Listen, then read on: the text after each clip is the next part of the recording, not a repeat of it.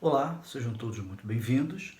Você está no canal do Escritor Cínico e hoje eu cumpro aquele meu desafio de ler 12 livros ao longo de 2019, ao trazer para vocês o último livro dessa série, que é A Caixa Preta, do escritor israelense Amos Oz.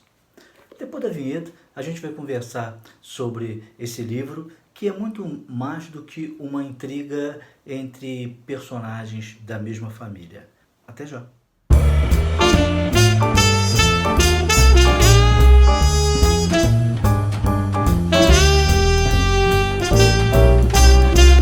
Como já é costume, antes de eu começar a falar da história do livro, eu vou falar sobre o escritor israelense Amos Oz.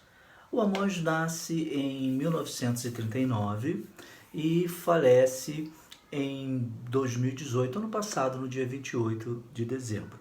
Ao longo de sua carreira, ele sempre esteve preocupado com a questão judaica-árabe, ou seja, essa guerra que já existe há quase 50 anos, desde que os judeus criaram o seu Estado ali naquela região que todos nós conhecemos no Oriente Médio.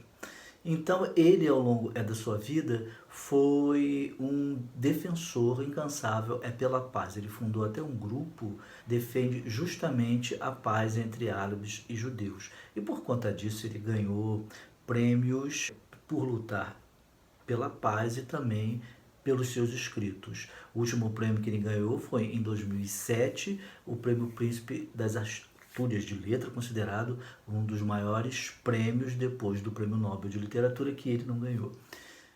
E sobre o livro em si? Nós aprendemos que a caixa preta é aquele equipamento, né, que grava, que guarda toda a conversa que o piloto e o copiloto têm no avião. Quando acontece um acidente, essa caixa é procurada nos escombros e quando é encontrada, é ali que os técnicos vão ouvir as conversas e avaliar tudo que o piloto e o copiloto fizeram durante aquele voo e determinar quais foram as causas do acidente.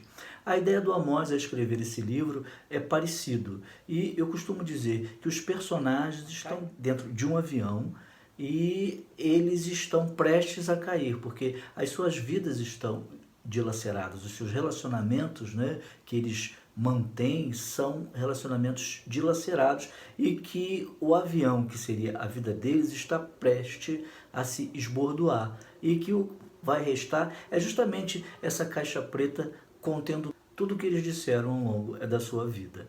Quem são esses personagens? Começa com Ilana, ela é que dá o pontapé inicial no livro, que é escrito de uma forma epistolar, ou seja, são cartas e telegramas, 56 cartas e 56 telegramas, que são trocados entre esses personagens ao longo de toda a história. E ela é que começa enviando a primeira carta que abre o livro para o seu ex-marido Alec.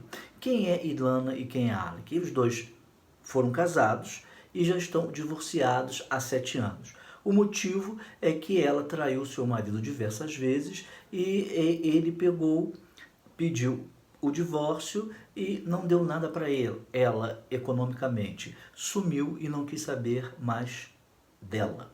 E ele é muito rico porque herdou muito dinheiro do seu pai. Entra um outro personagem que é o segundo marido de Ilana, é Michael. Esse personagem também é judeu, porque todos são judeus, e ele é muito ligado à religião, ao Torá, e tenta cumprir de todas as formas, inclusive de maneira rígida, todas as leis sagradas. E ela encontra nele um porto seguro, uma tábua de salvação, depois que ela é abandonada, vamos dizer assim, que o divórcio lhe é imposto pelo marido, alegando várias traições. E com esse novo esposo, o Michael Sono, ela constitui uma família e tem uma filhinha chamada Ifá, que quando o livro começa está mais ou menos com seus 4 a 5 anos. Do primeiro casamento, Ilana e Alec tiveram um filho chamado Boaz. Esse filho não é reconhecido inicialmente, quando as cartas começam a ser trocadas, não é reconhecido pelo Alec. Ele diz que devido a ela ter tido tantos amantes, é bem provável que aquele filho não seja dele também. E esse menino, por conta disso, cresceu. Hoje já é um rapaz de 17 para 18 anos, e no começo do livro, em que as cartas são trocadas, ele é uma pessoa desajustada, que estava num reformatório, que é violento, que bate nas pessoas, joga coisas em cima delas quando elas não satisfazem a sua vontade ou quando ele tem algum acesso de fúria. E aí esta é a família, e estes e alguns outros personagens que vão passar por toda a história. Por ser um romance epistolar, ele é construído como se fosse uma peça de teatro. O narrador não vai delinear para você os personagens, as suas características, né? E nem explicar os seus conflitos. Tudo isso é colocado para a gente de uma forma que nós vamos descobrindo página a página, e como não quebra-cabeça, a gente vai montando toda a história. Pela data em que as cartas são escritas, tudo começa em março de 1976 e acaba naquele mesmo ano, né, em que a história toda se desenvolve. Mas o leitor que for atento vai perceber que esse livro, muito mais do que uma briga entre família, vai mostrar para nós a questão judaica, a questão do Estado de Israel e sua luta até 1976, antes da virada para a direita que o Estado de Israel dá com as eleições. E estas questões ficam claras quando a gente analisa o seguinte: o Boaz, ele, para mim, personifica a nova juventude, ou seja, a nova geração da década de 70 que estava surgindo em Israel. Uma geração perdida, por vezes violentas, cooptadas tanto à direita quanto à esquerda, mas que no fundo quer viver e quer construir um novo Estado israelense.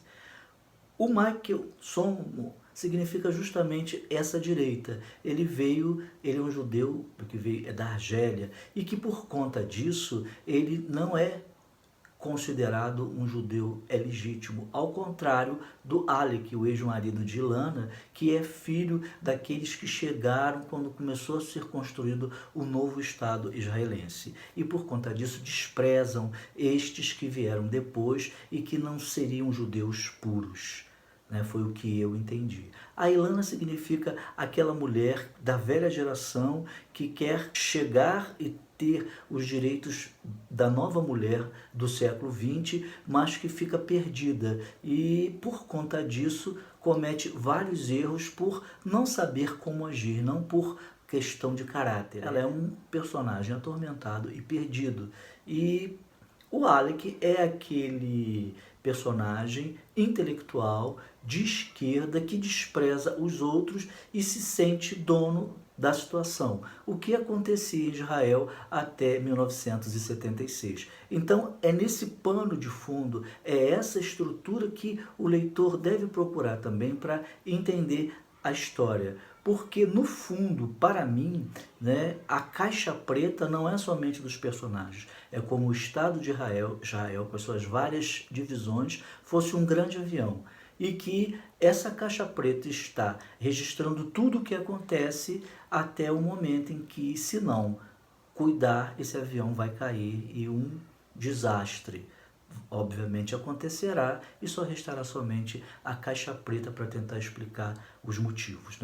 É um livro que eu certamente recomendo, é um bom livro, mas eu tenho algumas observações. A primeira, eu não gosto muito de livro que tem esse estilo epistolar, de cartas e telegramas.